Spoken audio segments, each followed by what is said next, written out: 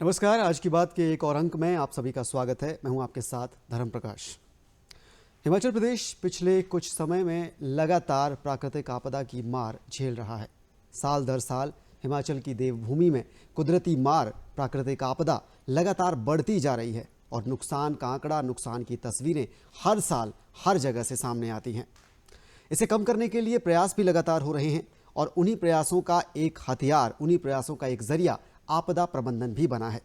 आपदा प्रबंधन क्या है, क्या इसकी खासियत है, कैसे प्राकृतिक आपदाओं से निपटने के लिए इसका इस्तेमाल किया जाता है, इस पर आज इस खास प्रोग्राम में हम बात करेंगे। बात करने के लिए हमारे साथ खास मेहमान आज मौजूद हैं। हमारे साथ डॉक्टर KR सैजल जी हैं। डॉक्टर साहब, कार्यक्रम में आपका बहुत बहुत स्वागत है। थैंक यू, धन्यवाद। डॉक्टर KR सैजल राजस्व विभाग के रिटायर्ड अधिकारी हैं, सेवानिवृत्त अधिकारी हैं। इसके साथ साथ आपने आपदा प्रबंधन पर डॉक्टरेट, PhD भी कर रखी है, डिग्री कर रखी है, विशेषज्ञ आप इस फील्ड में हैं। साथ ही साथ आप प्रशासनिक अधिकारी भी रहे हैं। हिमाचल प्रदेश के अलग अलग विभागों में अलग अलग प्रशासनिक पदों पर आप रहे हैं बहुत लंबे वक्त तक। और आपदा प्रबंधन को लेकर, आपदा प्रबंधन के बारे में आप एक गहरी जानकारी, विशेष जानकारी रखते हैं, जिसके बारे में आज हम बात करेंगे। आपदा प्रबंधन जब जिक्र आता है तो सबसे पहले हमारे जो जहन में तस्वीर है वो हिमाचल में पिछले कुछ सालों में जो तस्वीर सामने आई है वो तस्वीरें जहन में आने लगती हैं। जिस तरह से नुकसान की तस्वीरें हमने देखी हैं पिछले कुछ सालों से।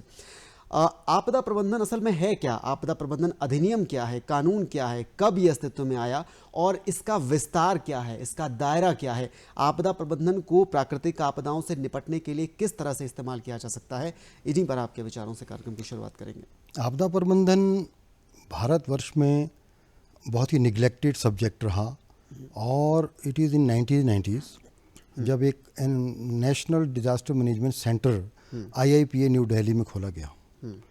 उसके पश्चात आपदा प्रबंधन के लिए ज़्यादा वो नहीं हुए, लेकिन जो 98, 99 और 2001 में जो भुज का क्वेक आया, सुपर साइक्लोन्स हुए और ये डेवलप हुआ। लेकिन 99 में एक हाई पावर कमेटी का गठन किया गया था जिसके अध्यक्ष श्री JC पंत जी थे और वो सेक्रेटरी एग्रीकल्चर थे। आप थोड़ा हिस्टोरिकली देखेंगे तो बड़े हैरान होंगे कि ये विषय पहले एग्रीकल्चर मिनिस्ट्री में था, भारत सरकार में। और हमारे कोई अधिनियम नहीं थे। और ये हाई पावर कमेटी की रिपोर्ट आई 2001 में। उसके वजह से इस पर काफ़ी अध्ययन हो चुका था। हाई पावर कमेटी रिपोर्ट ने बहुत कार्य किया। उन्होंने विभिन्न देशों के का भ्रमण भी किया, उन्होंने लिटरेचर पढ़ा, उन्होंने इंटरनेशनल अंडरस्टैंडिंग क्या क्या है तब तक, क्योंकि योकोहामा स्ट्रेटजी चल पड़ी थी और हम उसमें बाउंड भी थे, हमें करना था, डिज़ास्टर मैनेजमेंट को स्टैंडर्डाइज करना था। इंडिया में कुछ था नहीं। और भुज अर्थक्वेक की वजह से Gujarat was the first state जिसने डिज़ास्टर मैनेजमेंट एक्ट लाया। उसके बाद बिहार, उत्तर प्रदेश और भारत सरकार में भी इसकी प्रक्रिया शुरू हुई, लेकिन वो 2005 में बना। 2005 के बाद एक नेशनल पर्सपेक्टिव जो था वो इस पर एम्फेसिस हुआ और डेवलप हुआ और एक NDMA का गठन किया गया नेशनल लेवल पर, नेशनल डिजास्टर मैनेजमेंट अथॉरिटी, जिसके चेयरमैन प्राइम मिनिस्टर होते हैं। स्टेट में स्टेट डिजास्टर मैनेजमेंट अथॉरिटी, जिसके चेयरमैन चीफ मिनिस्टर साहब होते हैं। और डिस्ट्रिक्ट में डिस्ट्रिक्ट डिजास्टर मैनेजमेंट अथॉरिटी, जिसके चेयरमैन DC या DM या कलेक्टर होते हैं। तो ये एक स्ट्रक्चर बना और डिज़ास्टर मैनेजमेंट को एक फ्रेमवर्क, लीगल भी एक फ्रेमवर्क मिला। और जिसमें पहले हमारा जो रिलीफ सेंट्रिक अप्रोच थी वो अब प्रोएक्टिव बन गई। और 30th फाइनेंस कमीशन ने और किया कि उसमें एलोकेशन स्टेटों को दी और मिटिगेशन फंड्स आई, ट्रेनिंग के लिए पैसा आया, स्टेट इंस्टीट्यूट बनाने के लिए भी ग्रांट्स आई और स्टेट इमरजेंसी ऑपरेशन सेंटर्स के लिए भी। और सबसे बड़ी बात आई कि इसमें रिस्पांस को भी काफ़ी एम्फेसिस किया गया था और NDRF का गठन हुआ। तो पहले तो 12 या 13 ही थी, इस वक्त हमारे पास 16 NDRF की बटालियंस है भारतवर्ष में। और डिज़ास्टर को आपने अगर देखें तो ना केवल सुपर साइक्लोन और अर्थक्वेक और हर प्रकार की आपदा के लिए एक नेशनल लेवल का पर्सपेक्टिव बना। राज्यों में मैं हिमाचल में हमारा क्योंकि वो रहा है और हिमाचल में मेरी भी सर्विसेज रही है, तो हिमाचल में भी हमने बहुत कार्य करने की कोशिश की। लेकिन चलो थोड़े गैप्स रहते हैं क्योंकि इतना कार्य भी वो नहीं कर पाते हैं, क्योंकि उन्होंने इलेक्शन भी करवाने, जनरल एडमिनिस्ट्रेशन भी करना, ऑफिस का भी काम करना, तो डिज़ास्टर के लिए अलग से कोई स्टाफ भी नहीं है। तो ये एक नेशनल लेवल से और स्टेट लेवल से वो हुआ। और अभी भी आपदा प्रबंधन पर जो है वो लेटेस्ट अमेंडमेंट हुई है 2024 की, उसमें 2-3 चीज़ें हुई है बहुत ही इंपॉर्टेंट जो है वो मैं कहना चाहूँगा कि एक तो नेशनल क्राइसिस मैनेजमेंट कमेटी जिसको हेड करते हैं कैबिनेट सेक्रेटरी, उसका गठन कर दिया गया और उसको एक्ट में ला दिया गया है। तो नाउ ऑल द क्राइसिस जितने भी एक्सीडेंट है दूसरे किसी भी विभाग के हो चाहे वो स्टैट्यूटरी स्टेटस में आ गए। ओके। दूसरा HLC हाई लेवल कमेटी उसी chaired by honourable home minister, वो भी एक्ट में आ गई है, तो उसको स्टैट्यूटरी प्रोविजन मिल गया है। और तीसरा ये है कि अर्बन लोकल बॉडीज़ जो हमारी अर्बन डेवलपमेंट जितनी भी जैसे म्यूनिसिपल कॉर्पोरेशन शिमला है या मंडी है, धर्मशाला है, इनको भी अब स्टेटस दे दिया गया है उसमें। तो now all the urban local body जहाँ वल्नरेबिलिटी ज़्यादा है और अर्बन में पॉपुलेशन भी बहुत कंसंट्रेटेड होती है, उनको भी डिजास्टर मैनेजमेंट अथॉरिटी का दर्जा दे दिया गया। ठीक है, अथॉरिटी मतलब ये कानून की आपने बात करी, अधिनियम की आपने बात की, लेकिन अगर हम नीतियों की बात करें राष्ट्रीय स्तर पर या राज्य स्तर पर, आपदा को लेकर राष्ट्रीय नीति क्या कहती है, राज्य स्तरीय नीतियाँ क्या कहती हैं, और आपको लगता है कि गैप्स का आपने जिक्र किया है, इसमें कुछ कमियाँ हैं, उन कमियों को कैसे पार पाया जा सकता है? बिल्कुल, ये 2009 में भारतीय सरकार ने 2009 की नीति है और हिमाचल प्रदेश में 2011 में बनी है। और अब हम रिलीफ सेंट्री की बजाय जो है प्रोएक्टिव है, कॉम्प्रिहेंसिव प्रिपेयर्डनेस करते हैं और डिज़ास्टर मैनेजमेंट प्लान की बात आई है, उसमें प्लान बनेंगे, वो अपग्रेड होंगे और इसके लिए कॉम्प्रिहेंसिव अप्रोच है हर आपदा के लिए। और उसमें HRVC जो हज़ार्ड वल्नरेबिलिटी रिस्क असेसमेंट है उसका भी जिक्र है और ये प्लान में उन्होंने बनाया भी है। नो डाउट के अब प्लान जो है वो अपग्रेड नहीं हुए होंगे, क्योंकि प्लान जो है डिज़ास्टर मैनेजमेंट प्लान जो भी डिस्ट्रिक्टों में और स्टेट लेवल पे बने हैं उसको अपग्रेड करना अत्यंत आवश्यक था। वो अभी तक हुए नहीं, वो हर 5 वर्ष में होना चाहिए। अच्छा। और उसमें इमरजेंसी ऑपरेशन सेंटर का भी प्रबंध है, उसमें रिकवरी फेज़ की भी बात की गई है और minimum standard of relief NDMA की गाइडलाइंस है कि मिनिमम स्टैंडर्ड ऑफ रिलीफ भी दी जाएगी। ओके। तो एक्ट के तहत जितने भी चाहे अधिकारियों का हम जिक्र करें, कर्मचारियों का जिक्र करें, लोगों के लिए तो जागरूकता अभियान चलाए ही जाते हैं। आपको लगता है कि ऑफिसर्स की ट्रेनिंग या ऑफिसर्स को ट्रेंड करने में, उनके प्रशिक्षण को लेकर कहीं ना कहीं और ज़्यादा ध्यान देने की ज़रूरत है, खासकर कर्मचारियों या अधिकारियों की अगर बात करें, चाहे वो आपदा प्राधिकरण हो या फिर विभागों की बात हो? बिल्कुल, ये इसमें तो गैप्स हैं और डिज़ास्टर मैनेजमेंट की ट्रेनिंग जो है वो कंपलसरी होनी चाहिए थी। हाँ। और ना केवल क्योंकि राष्ट्रीय स्तर पर तो NIDM है, national institute of disaster management, लेकिन राज्य में अभी तक हमने थोड़ा डेजिग्नेट किया है HIPAA को कि वो ट्रेनिंग देंगे, लेकिन वो इतनी ज़्यादा इफ़ेक्टिव नहीं है। एक state institute of disaster management का गठन होना चाहिए था और जिसमें कि जितने हमारे IAS है, IPS है, HAS है, HPS है, फायर सर्विसेज के लोग हैं और भी PWD IPH है या जल शक्ति जिसको कहते हैं, HPSC भी है और भी लाइन डिपार्टमेंट जितने भी हैं। और मैं तो ये चाहूँगा कि हमने जितने हमारे एजुकेशनल इंस्टीट्यूशन हैं, क्योंकि आपदा का प्रबंधन का अगर हमने आम जनता को जागरूक करना है तो हमें स्कूलिंग से कॉलेज, यूनिवर्सिटीज, सभी इंस्टीट्यूशंस के आपदा प्रबंधन प्लान होने चाहिए थे और वो मुझे नहीं लगता पूरे बने, 10-15% बने, 25% भी नहीं बने।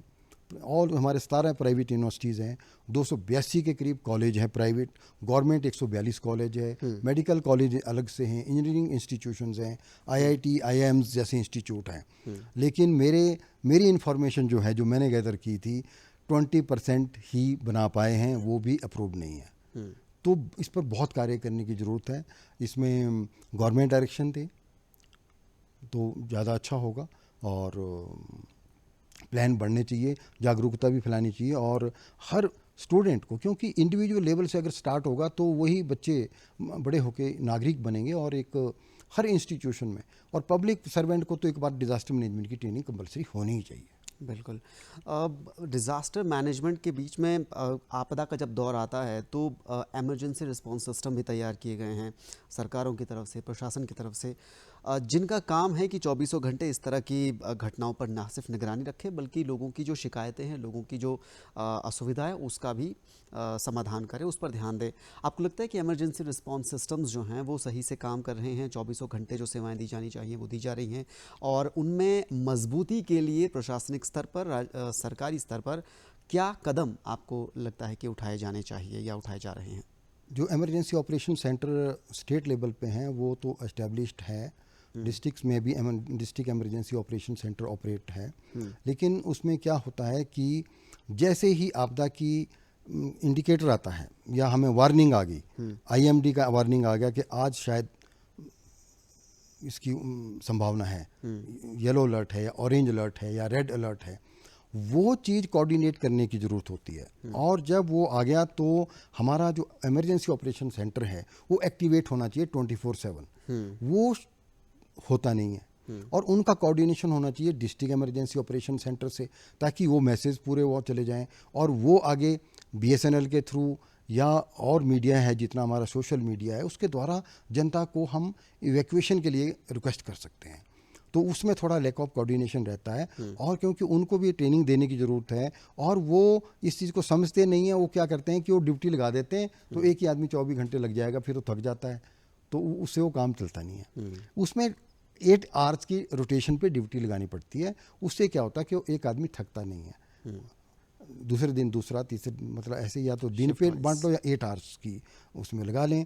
और इमरजेंसी ऑपरेशन से अपने प्रोटोकॉल्स हैं, उसके लिए स्टैंडर्ड ऑपरेटिंग प्रोसीजर बने हैं, वो भी हम कितने लागू कर पाते हैं, और उनका coordination with CWC, central water commission, IMD और अपना डीडी न्यूज़ के साथ, इनका सबका कोऑर्डिनेशन होना चाहिए। और उसको जो जब रेड अलर्ट आता है तो उसको रेड में दिखाएं कि रेड अलर्ट इन डिस्ट्रिक्ट मंडी या सो एंड सो एरिया, जैसे चंबा में या कहाँ क्या हो सकता है। मैं आपको एग्जांपल देता हूँ, 2004 में मैं एक जगह तहसीलदार था, तो 2004 में चंबा में कांगड़ा भूकंप का वो मनाया तो नहीं जा सकता था उस, लेकिन एक याददाश्त थी, तो सभी लोग जो है उस रात को बाहर आ गए। मुझे डी साहब ने कहा कि जाओ यार, इनको अंदर भेजो, घर नहीं जा रही है। तो मैंने रिक्वेस्ट की पुलिस के द्वारा भी, और मैं खुद भी घर चला गया फिर, और मैंने रिक्वेस्ट की कि भाई सभी घर जाएं, कोई भूकंप नहीं होने वाला। तो बाद में वो चले गए 12-1 बजे, जब उन्होंने देखा कि कुछ नहीं हो रहा है। क्योंकि हमें लोगों को जागरूक ही नहीं करना है, बल्कि उनको विश्वास दिलाना कि जब एक हमारे डीसी साहब है, एसडीएम है, तहसीलदार है, ये खुद घरों में है, कोई भूकंप नहीं आ रहा। वैसे तो जब कोई अलर्ट आता है तो वो तो पहले आएगा, तो सब बाहर आएंगे ही, लेकिन वहाँ अलर्ट था ही नहीं। तो हमें अवगत कराना और या उनको अंदर एक विश्वास लाना जनता के अंदर, वो भी बहुत ज़रूरी है। बिल्कुल, वो विश्वास ज़्यादा इम्पॉर्टेंट है। उसी विश्वास को बढ़ाने के लिए आजकल आधुनिक दौर है, टेक्नोलॉजी का दौर है, एआई का सहारा भी लिया जाता है, आर्टिफिशियल इंटेलिजेंस। आपको क्या लगता है कि डिज़ास्टर मैनेजमेंट में आर्टिफिशियल इंटेलिजेंस कितनी ज़्यादा इम्पॉर्टेंट है, या आने वाले वक्त में कितनी ज़्यादा इम्पॉर्टेंट बन सकती है? कैसे इसका फ़ायदा उठाया जा सकता है, कैसे इसको इस्तेमाल किया जा सकता है?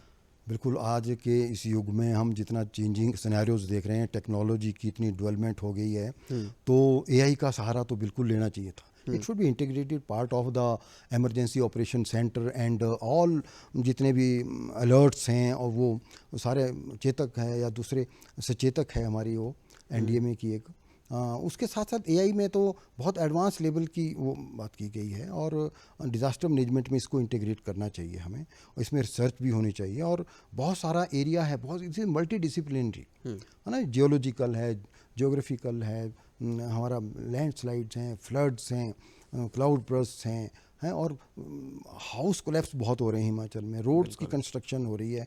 तो इट इज़, इसको कोऑर्डिनेट करने की ज़रूरत है, और एआई बहुत इंपॉर्टेंट रोल अपना सकता है यदि यह हमारे जो ये स्टाफिंग पैटर्न है ईओसी में और जो डिज़ास्टर मैनेजमेंट डिपार्टमेंट में, अभी तो हमने डिज़ास्टर मैनेजमेंट एक्ट को लग भी नहीं किया है, अभी किसी को पार्ट ऑफ, और वो चार्ज पे ही रहते हैं अधिकारी एक्चुअल में, उनके बाद 2-2, 3-3, 4 या 5 रहते हैं।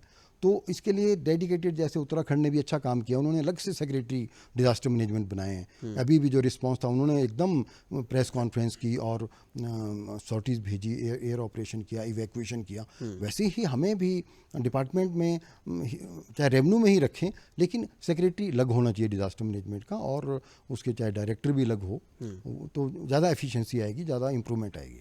ठीक है, जन जागरण की आपने बात करी थी, कम्युनिटी बेस्ड डिज़ास्टर मैनेजमेंट का अगर हम जिक्र करें, हिमाचल में खासकर पहाड़ी राज्य है, लोगों का जो योगदान है, लोगों की भागीदारी है इन तरह की परिस्थितियों में आगे आने की, उन्हें ठीक करने की या उसमें ज़रूरी स्टेप लेने की, तो कम्युनिटी बेस्ड डिज़ास्टर मैनेजमेंट आप हिमाचल में कितना कामयाब देखते हैं या फिर असफल देखते हैं? अगर दोनों ही स्थितियों में आपके विचार, इसके कारण क्या कुछ आप मानते हैं? पास है तो क्या वजह है, अगर फेल है तो उसकी क्या वजह है, कैसे उसको ठीक किया जा सकता है? इसमें कहने में कोई अतिशयोक्ति नहीं होगी कि आपदा प्रबंधन के लिए कम्युनिटी बेस्ड डिज़ास्टर मैनेजमेंट शुरू तो किया गया था, लेकिन हम उसको निचले स्तर तक, पंचायत लेवल तक नहीं पहुंचा पाए। जोर जरूर दिया गया होगा क्योंकि ये कॉन्स्टिट्यूशनल बॉडी है और एक बड़ा इफेक्टिव इंस्ट्रूमेंट है। जितनी भी हमारी अर्बन लोकल बॉडीज़ और पंचायती राज इंस्टीट्यूशंस हैं, ये बड़े स्ट्रेंथन्ड हो गए हैं डेमोक्रेटिकली, और ये बहुत सारे कार्य करते हैं। परंतु यदि हम पंचायतों को भी ये रिस्पॉन्सिबिलिटी दे और पंचायत लेवल पे कम्युनिटी डिजास्टर मैनेजमेंट प्लान बने, क्योंकि वो सारे वहाँ वार्ड मेंबर्स, वाइस प्रेसिडेंट, उनके जो प्रधान है, ये सारे अवगत होते हैं कि उनको पता है किस नाले में क्या है, किसने इंक्रोचमेंट कर दी है या कहाँ किसने सड़क से रोक दिया है या कौन सी वल्नरेबिलिटी है वहाँ, कौन कौन से हजार्ड्स है वहाँ पर, वो उनको सारा ग्रास रूट लेवल पता होता है। और अगर वो जागरूक हो जाए तो हमारे जंगल ज़मीन सब बच जाएंगे। उनके ऊपर रिस्पॉन्सिबिलिटी डाली जा सकती है कि आप अपने इलाके के प्रधान हैं और आप इसमें कम्युनिटी डिजास्टर मैनेजमेंट प्लान बनाएं। हर पंचायत का, क्योंकि लगभग 3500 पंचायतें हैं और हमारे जितने भी 400-500 इंस्टीट्यूशंस हैं, अगर सब अपने प्लान बनाएं और अवगत कराएं जनता को, तो ये एक बहुत बड़ा मास कैंपेन चलेगा अवेयरनेस का। क्योंकि बचपन से ही जब बच्चों को बताया जाएगा तो मैं कहता हूँ कि हिमाचल में बहुत अच्छी वो हो सकती है। और बिल्कुल हम जितने भी डिज़ास्टर हैं उनको हम मिटिगेट कर सकते हैं, उनको हम, और डिज़ास्टर रिस्क कम कर सकते हैं हम। ठीक है, रिस्क कम हो सकता है, लेकिन डिज़ास्टर्स जो इंसिडेंट्स सामने आ रहे हैं पिछले कुछ सालों में, चाहे 2023 की बात हो, 2025 की बात हो, कुल्लू, मंडी, शिमला, सिरमौर, अपने बहुत सारे, कांगड़ा, धर्मशाला, बहुत सारे ऐसे इलाके हैं जहाँ पर कुदरत की जो तबाही है वो बहुत बड़े लेवल पर हुई है। मंडी के सराज में और मंडी के अलग अलग इलाकों में बहुत ज़्यादा हुआ है। अब हिमाचल में लैंडस्लाइड्स हो, बहुत ज़्यादा बारिश होना हो, भूस्खलन के साथ साथ सड़कें धंसना हो या इस तरह की घटनाएं, नदियों का बहाव बढ़ जाना हो, आप इन सारी घटनाओं की वजह क्या मानते हैं ग्लोबल वार्मिंग के अलावा? क्योंकि बहुत सारे लोग कहते हैं ग्लोबल वार्मिंग एक बड़ी वजह है, साथ ही साथ जो अनप्लान्ड कंस्ट्रक्शन है वो भी एक भूमिका इसमें निभाता है। आपके विचार में क्या, आप इसे बेस पॉइंट रीज़न क्या मानते हैं इस चीज़ का? ये एक्चुअल में सभी वेरिएबल्स का कम्बिनेशन है। नंबर वन, ठीक है, जियोलॉजिकल हजार्ड्स हैं, ये स्पेसिफिक है, ये होंगे ही क्योंकि नेचुरल है। लेकिन कुछ हमने हमने खुद बनाए हैं जो मोमेंट चलने चाहिए थे इन्वायरमेंट को बचाने के लिए। क्लाइमेट चेंज हो रहा है क्योंकि कुछ वर्षों से या पिछले 30-40 वर्षों का जो साइकिल है उसमें हमारे बहुत सारे जंगल कटे हैं और हम फेल हुए हैं प्रिजर्व करने में अपने फॉरेस्ट को, अपने बायोडाइवर्सिटी को।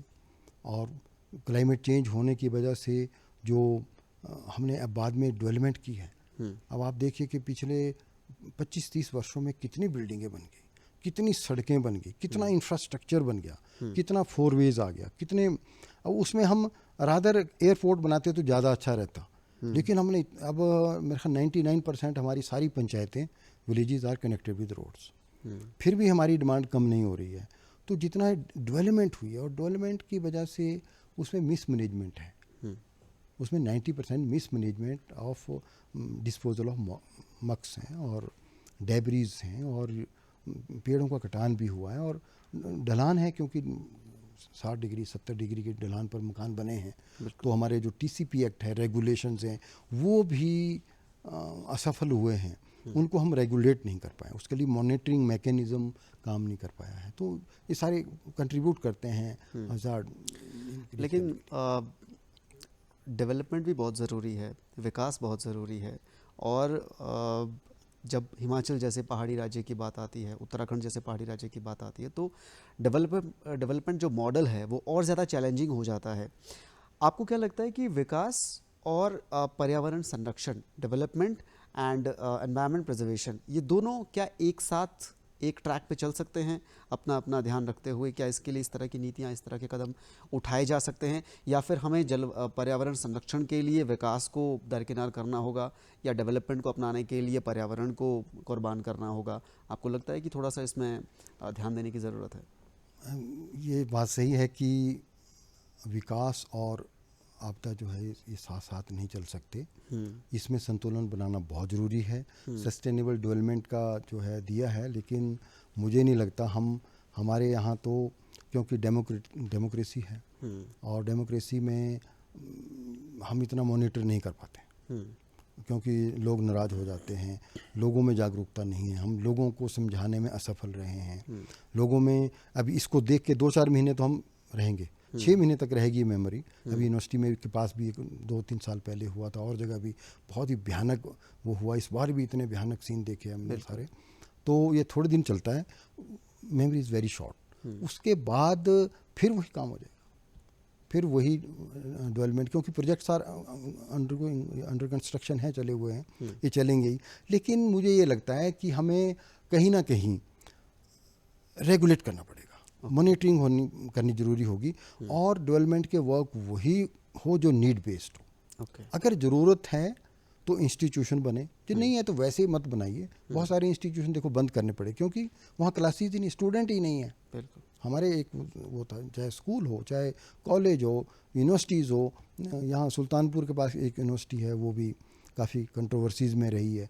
जब हमारे यहाँ नीड नहीं है तो इतनी खोलने की ज़रूरत नहीं है। नीड बेस्ड हो, कोई भी इंस्टीट्यूशन हो, नीड बेस्ड हो तो ज़्यादा अच्छा है। उसका सर्वे हो लें, उसकी अगर वाकई आवश्यकता है तो हमें खोलने चाहिए इंस्टीट्यूट।